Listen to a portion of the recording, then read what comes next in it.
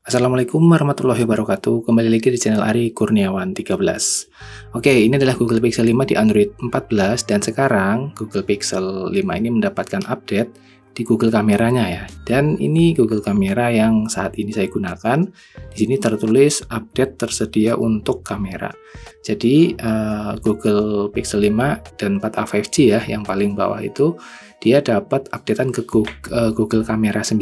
Nah, ini versi yang saya rasa ini udah update 2 kali, dan kalau ini saya update berarti update yang ketiga kalinya. Update yang Google Kamera 9 itu menurut saya cukup membawa banyak perubahan. Ini yang masih versi awal-awal ya.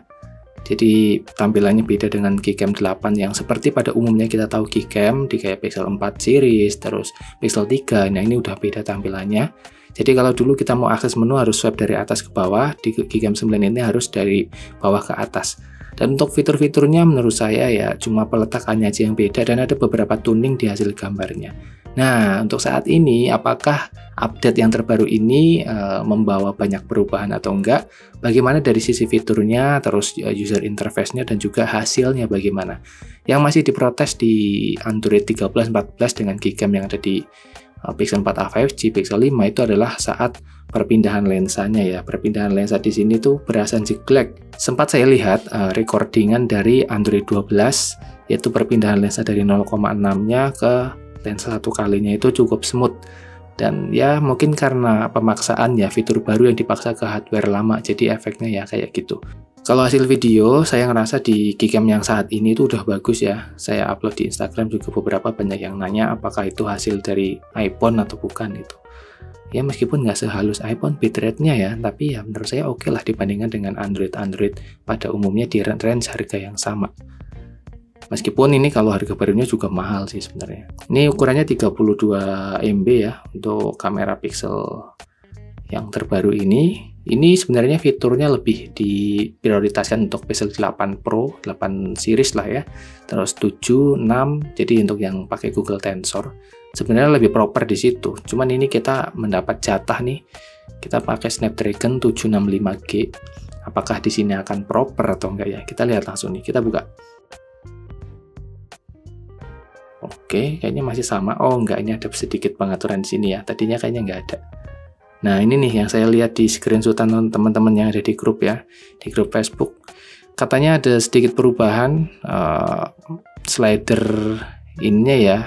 Jadi sekarang udah nggak 2 slider lagi nih untuk bentar. Oh, dipisah gini sekarang. Nih ya, jadi bentar saya salah nih foto ya. Jadi ketika kita pencet pengaturan, di sini kita bisa pilih mau ngatur kecerahannya seberapa. Misalnya saya atur kecerahannya segini nih. Terus saya atur juga bayangannya. Bayangannya bisa kita naikin. Oh begitu ya. Atau ini sama aja ngaruhnya. Masih bingung saya sebenarnya. Kita coba ini ya, foto ini. Apakah hasilnya signifikan atau enggak. Terus misalnya kita atur di turunin nih untuk kecerahannya, bayangannya kita naikin dikit. Oh iya, ada ngaruh. Cuman kalau kayak gini malah tambah repot ya jadinya. Kita harus masuk dulu ke pengaturannya ya. Ini gimana ya? Oh gitu.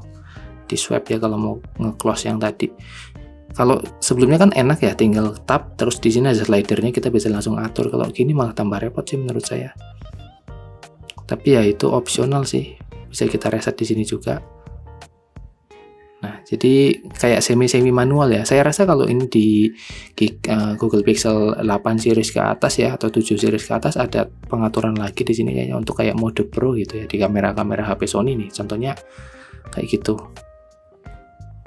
Oke, kita cek ke menu videonya apa ada perubahan. Oh, ya sama sih sebenarnya. Ini cuma mindahin ke sini aja sebenarnya ya. Kalau enggak, kita nggak bisa nih. Atau kalau tahan gini. Kalau iPhone kan bisa diturunin kayak gini ya. Ini nggak bisa nih. Kalau resolusinya, oh harus sini juga. Waduh, ini repot nih. Oh, bisa nih dari atas ini ada tulisan 4K di sini. Kalau kita mau ubah ke FHD bisa 4K 60. Oh sama, 60 nya nggak bisa pakai 0,6. Saya lebih suka 4K 30. Setelan lainnya, coba kita masuk ke setelan lainnya ya. Di sini ya mirip sama zoom audio, stabilisasi, petunjuk pemberian bingkai. Coba masuk ke lanjutan. Kontrol RAW, simpan video efisien. Oke, foto dengan warna yang kaya. Nah, ini nih. Ini ada fitur baru Ultra HDR. Nah, ini juga ada foto dengan warna yang kaya. Jadi nanti akan formatnya ke DCPI3 ya, bukan sRGB. Kita baca ya, agar warna lebih kaya dan cerah. Display PI3 mungkin tidak terlihat sebelum foto diambil atau didukung pada semua platform atau aplikasi. Jadi platform DCPI3 ini lebih enak kalau kalian mau post processing atau ada editing ya di berikutnya. Kalau sRGB ini kayaknya lebih enak kalau langsung post di media sosial. Nah, maaf koreksi ya kalau saya salah. Nah, untuk fitur data rentang fokus ini saya masih belum ngeh cara penggunaannya bagaimana. Selama ini saya otak-atik juga kayaknya nggak ada perubahan. Ini di sini sih tulisannya data ini mungkin digunakan untuk oleh aplikasi media sosial. Ya kayak gini ya teman-teman kalau mau lihat bagaimana settingnya. Ultra HDR. Kalau kita matiin misalnya nih, perbedaannya apa? Ini lebih ngaruh kalau misalnya kita foto di langit ya, siang hari gitu. Mungkin akan terasa buat ngelihat backlight-nya bagaimana. Misalnya kayak gini. Ini pakai dinonaktifin ininya ya, Ultra HDR-nya. Sekarang kita aktifin. Ini mungkin HDR plus ya atau enhance gitu ya kalau di gigam lawas. Sebenarnya sama-sama aja sih, nggak begitu ada perubahan.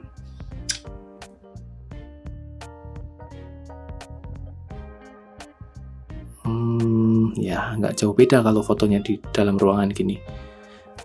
Oke teman-teman, mungkin next berikutnya akan saya coba hunting foto ya untuk Gcam yang ini kayak videonya. Oke, kita tes nih apakah 0,5-nya selembut iPhone atau enggak, selembut di Android 12 atau enggak. Aduh, enggak nih. Geser ya. Ya, mungkin banyak yang kecewa ya dengan update ini. Ya. Kalau dari 1 ke 0,6 sih oke, tapi kalau dari 0,6 pindah ke 1, oh langsung kerasa banget. Kalau 2 kali oke karena dia zoom digital ya, nggak ada masalah.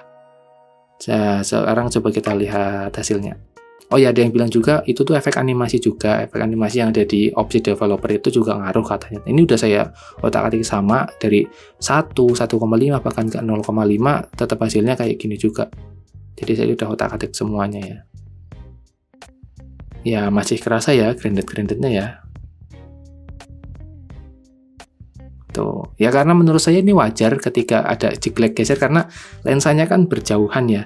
Jadi dari pindah lensa sini ke pindah lensa sini kalau misalnya mau dikasih efek motion transisi kayaknya cukup berat, nanti kameranya bekerja cukup keras dan hardware-nya jadi cepat panas. Menurut saya itu wajar ada jeglekan situ dan saya juga nggak terganggu dengan itu sih. Dan kayaknya orang nggak peduli deh kalau nonton story kita, wih itu jeglek atau enggak, apa tuh kayak gitu, transisinya aneh, kayaknya enggak deh. Ya selama ini nggak mengganggu kehidupan kita aja menurut saya nggak masalah sih. Oke, sekarang kita coba cek untuk versi Gcam-nya ini versi berapa. 9.3 sih harusnya. 9.2.113 ini ya. Oke teman-teman, kayaknya itu aja sih perubahannya, nggak begitu signifikan, hanya peletakannya. Terus ya fitur-fitur baru yang menurut saya untuk ngaruh ke hasilnya, mungkin kalau di zoom berkali-kali terus dibuat dengan skenario tertentu akan terasa, tapi untuk point and shoot sekadar kita foto jepret upload itu saya rasa nggak terlalu ngaruh ke hasil. Oke, mungkin itu aja. Saya akan kulik lebih dalam untuk hasil foto dan videonya di next video ya. Terima kasih, semoga video ini memberi informasi baru. Wassalamualaikum warahmatullahi wabarakatuh.